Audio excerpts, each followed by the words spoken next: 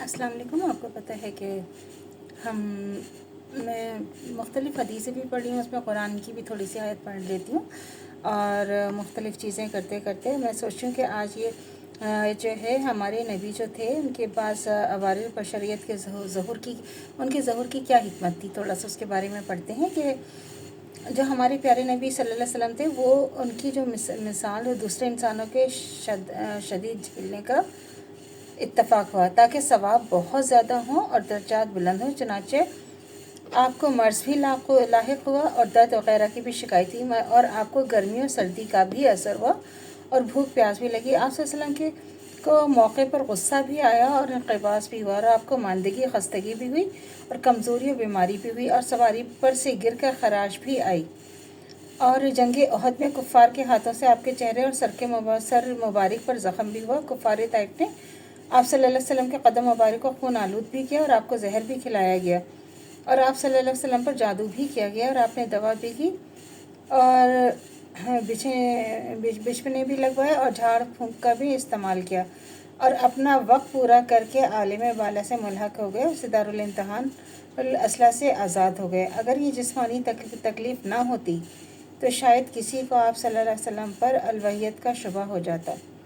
اس کے علاوہ آپ کے تمام حالات و واقعات کی زندگی سبق آموز ہے، تاکہ مصائب میں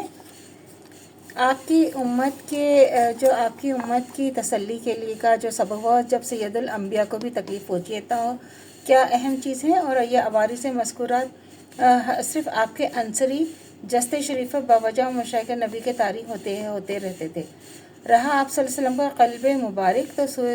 سو وہ تعلق بالخلق سے منسوب مقدس اور مشاہدہ حق میں مشغول تھا، کیونکہ آپ صلی اللہ علیہ وسلم ہر آن ہر لہجہ اللہ تعالیٰ ہی کے ساتھ، اللہ تعالیٰ ہی کے واسطے، اللہ تعالیٰ ہی میں مستقر اور اللہ تعالیٰ ہی کی معیت میں تھے، اور حتیٰ کہ آپ صلی اللہ علیہ وسلم کا کھانا پینا پہننا حرکت سکون بولنا خاموش رہنا سب اللہ تعالیٰ ہی کے واسطے اللہ تعالیٰ ہی کے حکم سے تھا۔ چنانچہ ارشاد خداوندی میں ہے کہ آپ نفسانی خواہش کے کچھ نہیں بولتے، یہ سب وحی ہے جو آپ صلی اللہ علیہ وسلم پر نازل کی جاتی ہے۔ رسول اکرم صلی اللہ علیہ وسلم جب صبح کی نماز پڑھ کر فارغ ہوتے تو لوگوں کی طرف متوجہ ہوتے اور دریافت فرماتے کہ کیا کوئی مریض ہے جس کی عیادت کروں، یا کوئی جنازہ ہے اس کی نماز پڑھوں۔ اگر ضرورت ہوتی تو تشریف لے جاتے۔ آپ صلی اللہ علیہ وآلہ وسلم زمین پر بیٹھتے، زمین ہی پر بیٹھ کر کھانا تناول فرماتے، اور اکثر زمین ہی پر استراحت فرماتے۔ غریب بے سہارا لوگوں کی عیادت کو تشریف لے جاتے، خود ان کا کام و کاج کرتے، کسی کو بھی حقیر نہ سمجھتے، ہمیشہ غریبوں کے جنازے میں شریک ہوتے، کمزور فاقہ مست اور مفلس لوگوں کے پاس خود جاتے، ان کی اعانت فرماتے، غریب سے غریب آدمی کی بھی دعوت قبول فرما لیتے، غریبوں اور تنگ دستوں کی مدد کرتے، ان کا بوجھ اٹھاتے، مہمانوں کی مدارات کرتے اور بھلائی کاموں میں تعاون فرماتے صلی اللہ علیہ وآلہ وسلم۔ ہمیں ہر وقت درود بھیجنا چاہیے اپنے نبی پر، اور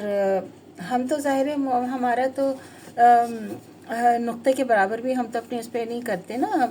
عمل کرتے، لیکن ہمارے نبی کی جو